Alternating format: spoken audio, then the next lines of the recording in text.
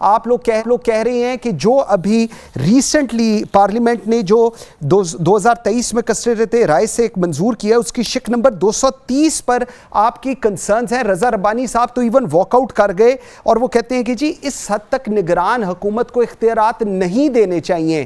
تو اس سے ہم کیا مطلب اخذ کریں؟ اب آپ اور جو پی ڈی ایم کی حکومت ہے آپ لوگ اب ایک پیج پہ نہیں اپیرنٹلی اس آخری ہفتے میں حکومت کے؟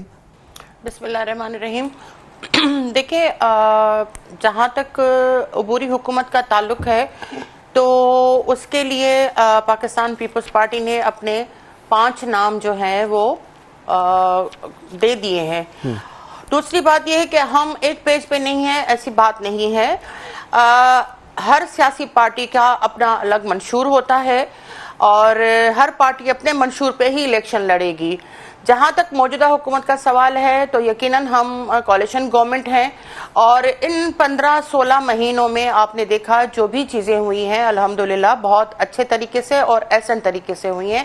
قیاس آرائیاں چل رہی ہیں لیکن جب تک کوئی فائنل فیصلہ نہیں ہوتا ہے ان قیاس آرائیوں پہ ہمیں کان نہیں دھرنے چاہیے. ٹھیک، یہ جو آپ 5 لوگوں کے نام کہہ رہی ہیں، پرائم منسٹر کا نام، جی شگفتہ جی، یہ جو 5 لوگوں کے نام آپ کہہ رہی ہیں پیپلز پارٹی کی طرف سے آئے اور 5 کے obviously نون لیگ کی طرف سے آئے، تو ان میں سے کسی پہ آپ لوگوں کا کنسنسس ابھی تک ڈیولپ نہیں ہوا؟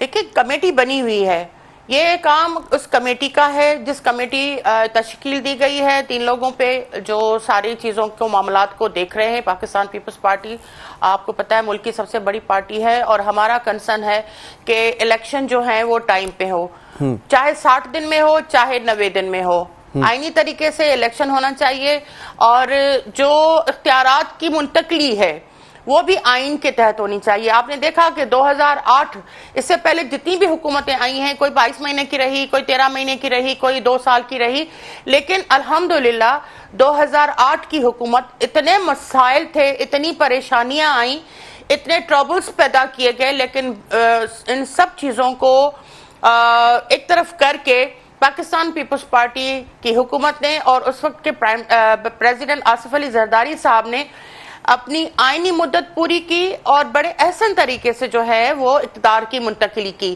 ہم چاہتے ہیں، ہم جمہوری لوگ ہیں، ہم نے جمہوریت کے لیے جدوجہد کی ہے، ہم نے جمہوریت کے لیے قربانیاں دی ہیں.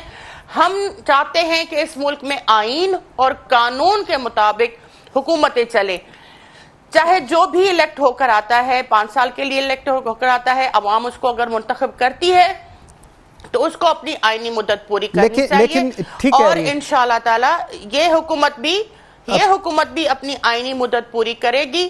اور جیسا کہ آپ نے بولا کہ رانا صلاح نے کہا ہے کہ جی 9 تاریخ کو اسمبلی ختم ہوگی، تو جیسے ہی ٹائم لمٹ ختم ہوتا ہے تو نگران وزیر اعظم، نگران حکومت آئے گی.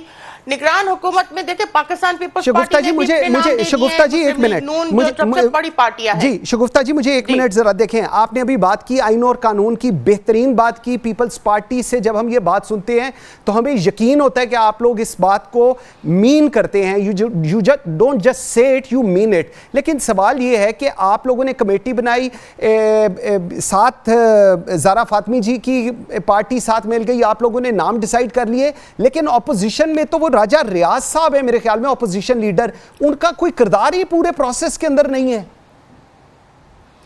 دیکھیں اس وقت حکومت میں صرف پاکستان پیپلز پارٹی اور نون لیگ نہیں بیٹھی ہوئی ہیں، اور بھی جماعتیں ہیں، JUIF ہے، MQM ہے، یہ ساری جماعتیں بیٹھی ہوئی ہیں. یقیناً وہ بھی اپنی رائے کا اظہار کریں گے، وہ بھی اپنے نام دیں گے. تو میں کہہ رہی ہوں کہ پاکستان جو بڑی جماعتیں انہوں نے اپنے نام دے دیے ہیں، اب جو باقی پارٹیز ہیں ان سے نام لیے جائیں گے. پھر ظاہری بات ہے کہ پرائم منسٹر اور اپوزیشن لیڈر، آپ کیوں نہیں مانتے کہ وہ اپوزیشن لیڈر ہے؟ اس کی نوٹیفیکیشن نکل چکی ہے. اب یہ اگر وہ آپ کی کوئی رائے ہے تو میں اس سے سہمت نہیں ہوں، لیکن وہ ہے، وہ ایگزسٹ کر رہے ہیں اور یقیناً بیٹھ کے وہ فیصلہ کریں گے کہ کس کو آئندہ کے لیے نگران وزیر اعظم منتخب کرنا ہے. تو ساری پارٹیاں مل بیٹھیں گی انشاءاللہ تعالی، کسی کو موقع نہیں دیں گے کہ کوئی گڑبڑ ہو.